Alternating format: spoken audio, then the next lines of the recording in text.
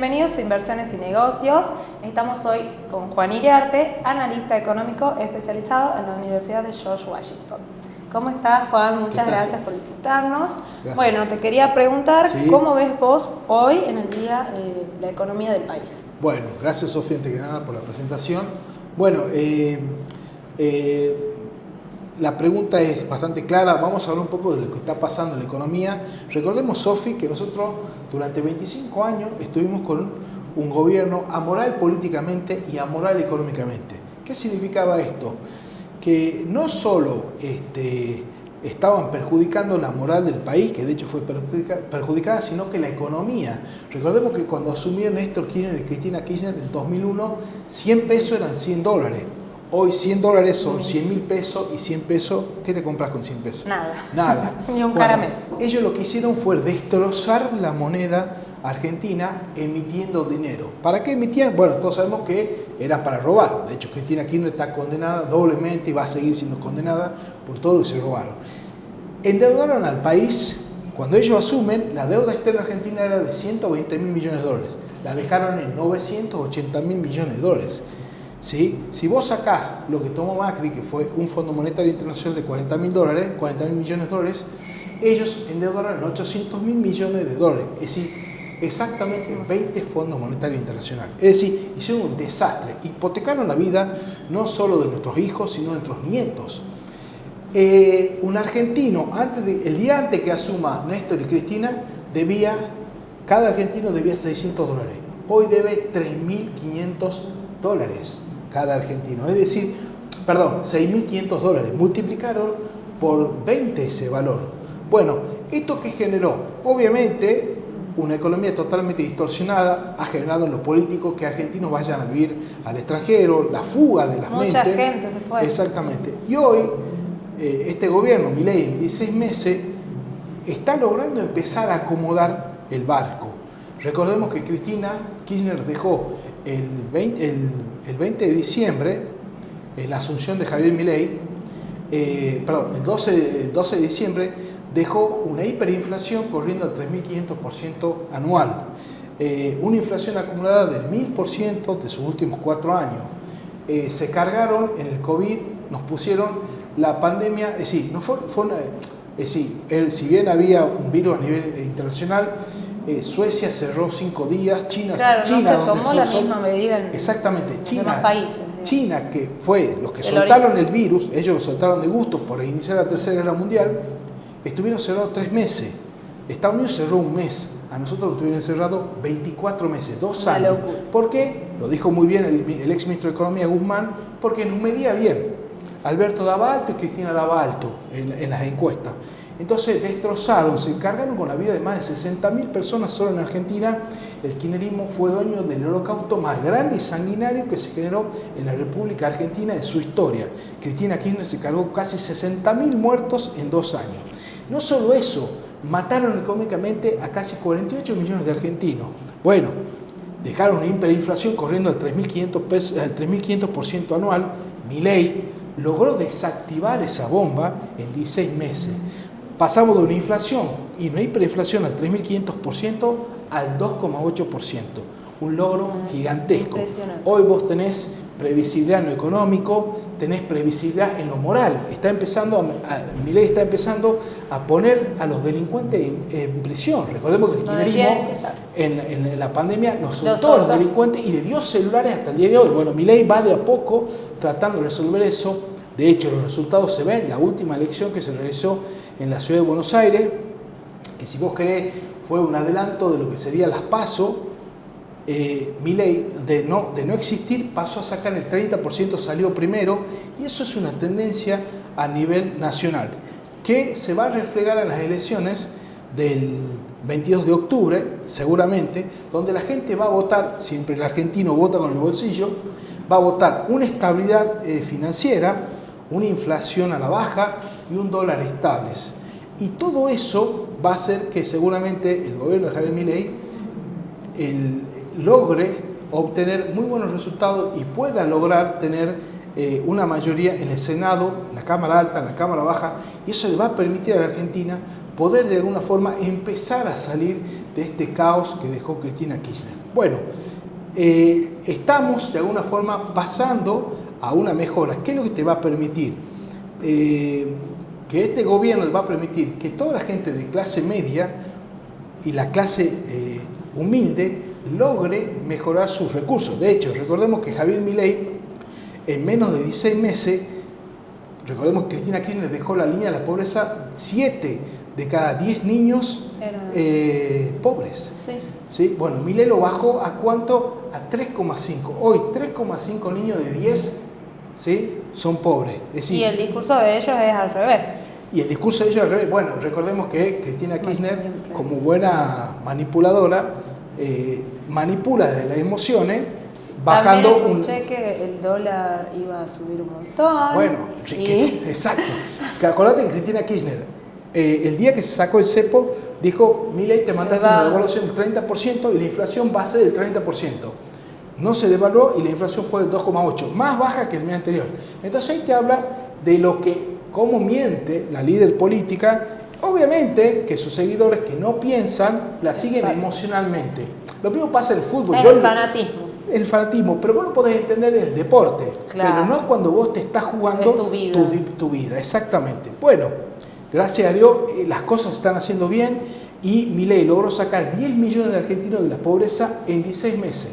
Imagínate el daño que hace la inflación. ¿Pero por qué esto? Es muy simple. Acuérdate que Cristina Kirchner devaluaba en un día la moneda un 30%. Y el sindicato, los sindicatos que trabajan para Cristina, ¿qué hacían? Te decían: bueno, te vamos a devolver el 30% en paritarias en un año. Vos recién a 12 meses ibas a recuperar ese 30% que Cristina te había devaluado el dólar en un día. Es decir, pues vas a tardar en recuperar tu poder adquisitivo 12 meses. Entonces, eso generaba la pobreza. Cuando Milei llega y pone la inflación al 2%, lo que hace es devolverle poder adquisitivo a ese asalariado, porque ya, digamos, al no haber esa inflación del 30% por día, esa persona empieza a recuperar poder adquisitivo. Es de ahí que vos tuviste, después de 25 años, 1.800.000 argentinos yendo a Brasil a consumir. ¿Por qué se dio eso? Porque la gente de clase baja aspirante, clase media aspirante, se dio cuenta que su poder adquisitivo ya no se esfumaba con la inflación diaria. Claro. Entonces, ese mayor poder adquisitivo lo pudo volcar en viajar a Brasil. ¿Tá? Entonces, eso es lo que vamos a ver en los próximos años. ¿Pero por qué? Porque la gente va a empezar a votar con conciencia y con el bolsillo, y ahí es donde yo te digo que seguramente Milei logra cámara alta y cámara baja. Básicamente lo que yo veo es que la economía se está acomodando, hay que dar el tiempo al gobierno. Recordemos, fueron 25 años donde nos generaron la deuda externa más grande del mundo. Recordemos, la deuda externa de Estados Unidos es de 13 trillones, la nuestra es de 1 trillón.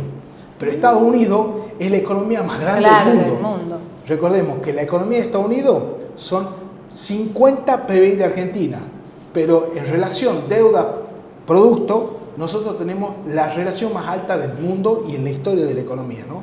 Así que bueno, básicamente, como te digo, hay que darle tiempo, ya se ha hecho muchas cosas, pero en los próximos años se van a hacer muchas más. Se va a mejorar muchísimo más. Bueno, muchísimas gracias por la información, Juan. Gracias, Sofi. Te despedimos y bueno, nos vemos en el próximo programa y muchas gracias a todos. Te queremos comentar que aquí en Tucumán Gold podés adquirir lo que quieras en oro sin pagarlo con joya. Solo te vamos a vender por gramo, sin adicionales ni mano de obra, al mejor precio de Tucumán.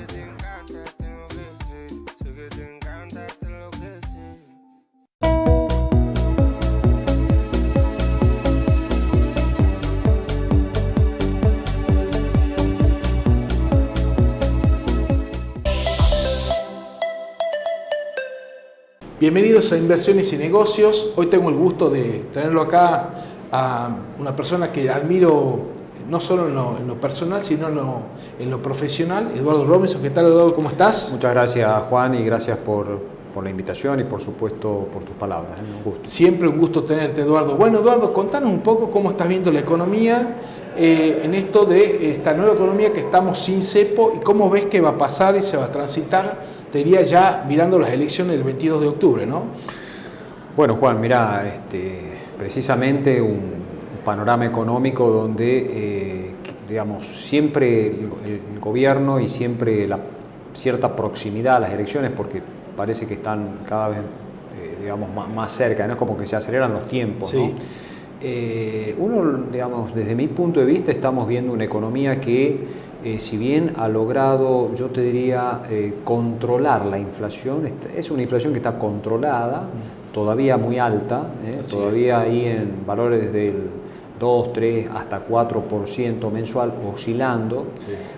con una tendencia a la baja. Yo creo que el gobierno va a lograr llegar a las elecciones de octubre mostrando una inflación bastante baja, pero claro, la contracara de eso es por ahora un proceso muy duro de remonetización de la economía, es decir, a la economía como que le falta combustible, porque todavía la actividad está bastante amesetada, excepto algunos sectores como puede ser minería, como puede ser algo del campo, por supuesto, algo de lo que tiene que ver con movimiento de actividad inmobiliaria, algo de la industria, pero son más bien nichos que vos tenés que buscar, pero todavía no ves que la reactivación económica sea demasiado generalizada. Por otro lado, precisamente también el consumo masivo, que viene bastante atrasado también, viene bastante amesetado, precisamente porque al gobierno le está costando generar fuentes de empleo, sobre todo en el sector privado. Y por supuesto con el Fondo Monetario Internacional por detrás, con un acuerdo que se logró, esperado por cierto, que ha logrado robustecer las reservas del Banco Central, pero que todavía despierta dudas argentinas. ¿Por qué? Porque la principal cuestión que se está mirando ahora es el acceso al mercado de crédito voluntario de deuda. Es decir, Argentina tiene que volver a los mercados de crédito para poder refinanciar su deuda, para poder precisamente enfrentar los compromisos sin tener que recurrir a préstamos, a dólares financieros.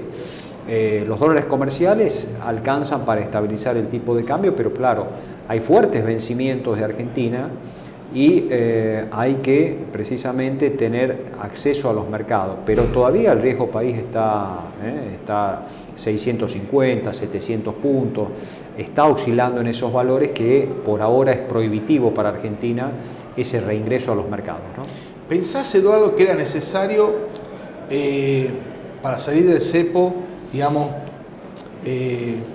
hacer un nuevo acuerdo con el Fondo Monetario? ¿Era imprescindible o se podía salir del cepo sin un acuerdo? Era bastante, digamos, la política que se venía llevando hasta marzo, si querés, una política de crawling peg al 1% mensual, o sea, tipo tablita de los años 80, años 70, 80, bueno, eso claramente no podía continuar así como venía. Entonces, era importante el plafón que daba el Fondo Monetario Internacional en cuanto a reservas, precisamente para poder liberar parcialmente el cepo, al menos para personas físicas, tener un poco más de una economía un poco más normal desde ese punto de vista.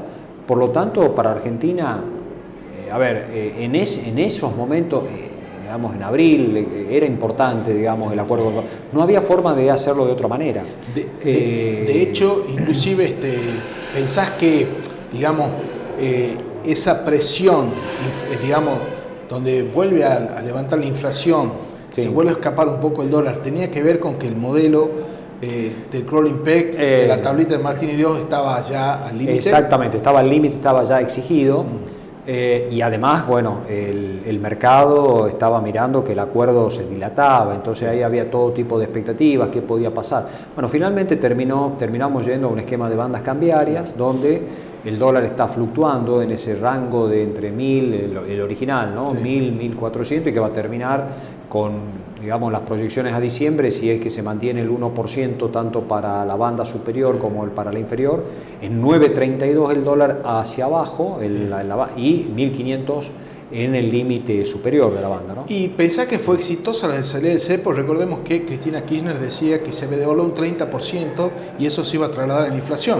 Al final la inflación fue de 2,8%. ¿Pensás que fue exitoso? ¿No? ¿Cómo lo ves vos? Bueno, yo creo que desde el punto de vista de lo que era traslado a precios, me parece que fue mucho más moderado de lo que originalmente se pensaba, porque el 14 de abril, cuando precisamente se establecieron las bandas, hubo un traslado a precios, digamos, donde, bueno, las proyecciones preliminares estaban dando una inflación del orden del 5% para el mes de abril. Sin embargo, bueno, ahí hubo una conducta muy reactiva por parte de los supermercados, sobre todo los minoristas, que empezaron a rechazar precisamente listas de precios con incrementos del orden del 7, del 9 y hasta el 12% en algunos casos.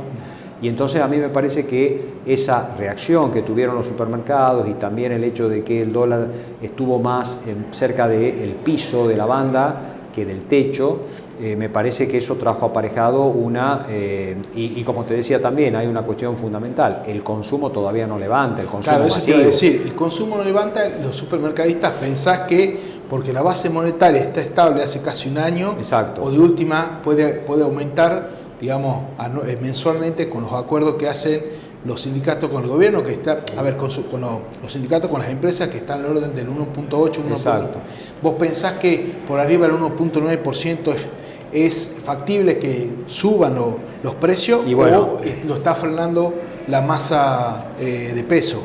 Claro, por un lado tenés ese peligro latente por parte, digamos, de la masa salarial, que si se producen incrementos, en todo caso esto pueda traer presiones nuevamente inflacionarias. Por lo tanto, al gobierno por ahora el consumo no le está preocupando. Por ahora. ¿Por qué te digo por ahora? Porque a medida que corran los meses es probable que, bueno, como te digo, algo va a ayudar la desaceleración inflacionaria. Y algo de recuperación puede haber, sobre todo también del crédito. Claro.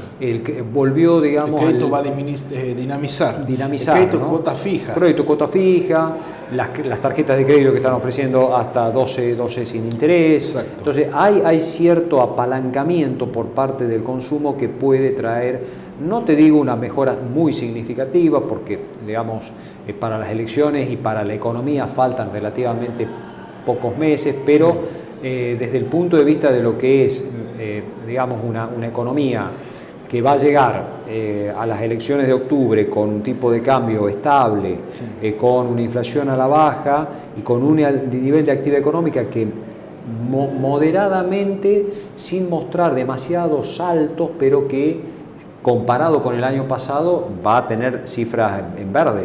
Y ahí justo que estás tocando este tema, te quería preguntar, ¿pensás que la mejor campaña publicitaria del gobierno hacia el 22 de octubre tiene que ver con la inflación y un dólar estable? ¿Una inflación a la baja y un dólar estable? Yo creo que sí. Por un lado, una macroeconomía un poco más ordenada, con un superávit fiscal, mostrando estabilidad en el tipo de cambio, una inflación a la baja, consumo moderado, pero no, llamémosle así, no cayendo demasiado.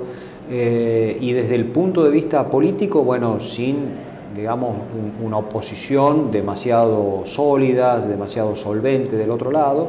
Entonces me parece que el gobierno, con esta cuestión de política económica y con estos números que muestran la macro, me parece que le puede llegar a ser un capital importante para lo que van a ser las elecciones de octubre. Lo vimos en el año 2017 con la gestión de Mauricio Macri, ¿no? Parecido, donde la inflación terminó, la anual del año 2017, en un 25%. Terminó dando la victoria al candidato de Macri, ¿no?